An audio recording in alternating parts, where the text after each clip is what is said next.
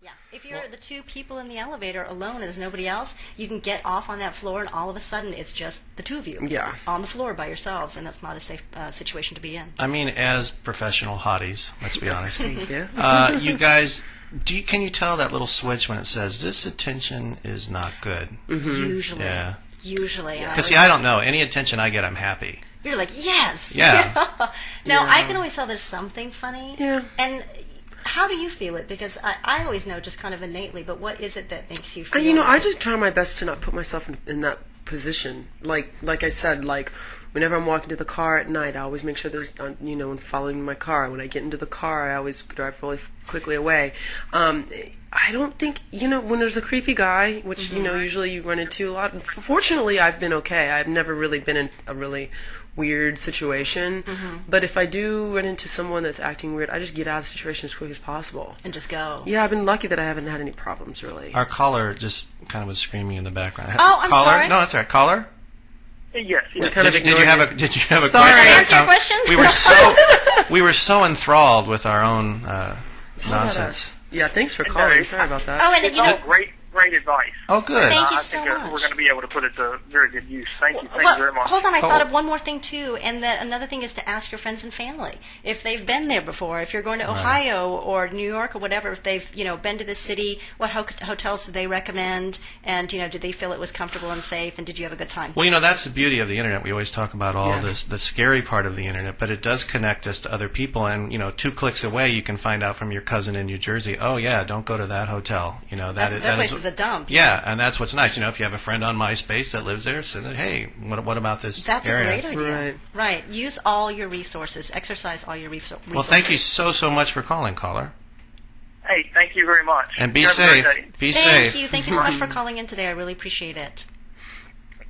Oh, that was nice. That's awesome. No, I think it's just thinking in the forefront of your head to be safe at all times, and that you don't have to plan ahead, like what the caller was just saying. Right. That he and his wife don't plan ahead, and it's so obvious. But here's something I would like to address, Nicole. You brought up a good point. There is something where you don't want to walk around in mode all the time. Yeah. This is the radio, but I just went into my karate pose. Yeah. Did you hear that? Yeah. How do you have a life where you feel you're enjoying life as opposed to, how is that balance struck?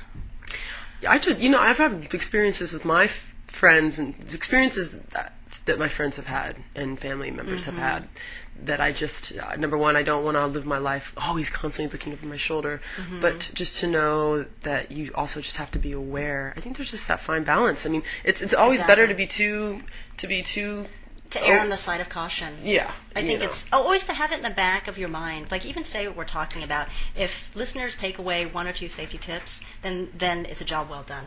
I think it's great. If they can remember 1 or 2 things that they apply in their daily life and use it, then it's all worth it. I'm not saying, these are, tablets written in stone and you have to memorize every single thing that we're talking about. But these are just, very practical things. Just eat a lot of onions. Eat a lot of onions. And that'll keep anybody away. Garlic. Like I did today for lunch. Yeah, I was like, didn't want to sit too close to you because I can smell them. It's not bothering me right now. Okay, I'm good. actually okay with it, but it's making me hungry. Just walk around with onion and garlic breath, and no one will touch you or go near you. Hey guys, speaking of that fabulous thing called the internet, we got an email question in.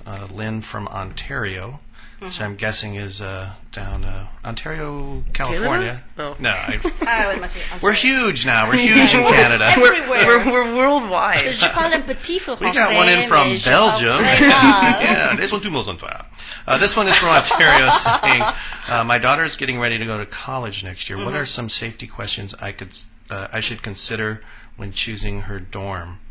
Safety questions. The one we just talked about, swipe cards. That Also, hopefully, all dorm rooms should now, all dorms should have swipe cards instead of the old lock and key. So that way they can change the code on the swipe card immediately to keep everybody safe. They should probably have, if it's a larger university, they should have a nighttime shuttle service. So you're not walking across campus from the dorm to classes, if at all possible. They should do that. And also, I've heard recently that some dorms are taking co-ed restrooms now. Thank you. Not only co-ed. My prayers. Co-ed, dorms have been around for a long time. I was in a co-ed dorm. I have no problem with it. Me too. And, I am one of the most liberal people you will meet. I'm very liberal. However, with a co-ed restroom, my question is, would you want would you want your 17-year-old daughter showering next to? But see, you're phrasing it that way. Yeah. Well, how should If I you phrase it like, would I want this? you No, he's as like, a guy. meaning me, or is that? You know what? I went to Ohio State University, the Ohio State University, boy. and my mom worked for the university, and I just always thought it was suspicious that when it came down to moving to my dorm, it was an all-girls dorm, and I always wondered if my mother had something to do with set I'm that. sure that up, she did. absolutely. Yeah, she's like, "Oh, you just happen to be in the all-girls dorm." I'm It's like, the best dorm. damn it. But I think that if it was a co-ed restroom, I would probably, in my opinion, and once again, it's only opinion, I would bypass the dorm. I think and those. pick I another don't know. dorm. I think that I it's think that's like, rare. Yeah, I don't think that's. I think you walk in and it's like the guys go to the left, the girls go Yep, to the right. yep. I don't think that it's like, okay, you're peeing next to a guy every day. Yeah. No, I wouldn't want to. But I would suggest, like, just if you're a parent and you are really concerned, then just put your kid in the all, the all girl or the all guy dorm. They're out there, So that would be the best. And also what would you videos. guys feel about all-girl high schools? I've heard that, as a... I think education-wise, it's probably better because you focus on you're school. focused on school. You're not focused on the boys. I mean, I probably would have hated it, but I think it's probably the best thing for you. At that age, too, because then you could just focus on your classes. Another thing I was thinking in relationship to the dorm is that they could have video surveillance in the hallways.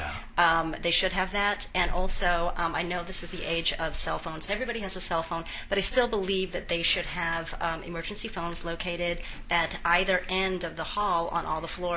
For example, if you've got 4 floors on a dorm, you should have at least 8 emergency phones in that dorm on Really? either side. Absolutely. Because what happens if it's the middle of the night and you can't find your cell phone and there's an emergency? People know I can run to that end or I can run to that end and there's a phone. Right. And the other thing, too, that's a little tricky is, I took my niece up to the Ohio University last fall on a little college visit. And I wanted to show her my old dorm, and of course, as you guys talk, there's a level of security, but there's not, because I just kind of waited for somebody to go in. I'm like, oh, come on, we're going to go check out our dorm, which is a total security breach on my part, but hey, I'm a legacy. And, are you? Yeah. But, again, it was showing that even though we think it's safeguarded, all you got to do is have one kid, oh, yeah, come on in behind me. Right. Oh, yeah, what's called piggybacking. Right. And piggybacking is a very unsafe thing where somebody waits for somebody to open the door, and if you look young and you look like you belong on that campus, and you wait for And them they to let go in, me in. Yeah. Well, See? there you go. I mean, That's yes, the problem. That says it all. Because you're like a 40-year-old man, and clearly 40-year-old man, and that's great, but you're not a student. you You're were 20. 6'2". Well, that's what it says on Facebook. Yeah, 6'2", and you're a 40-year-old man, and yet people can glide in.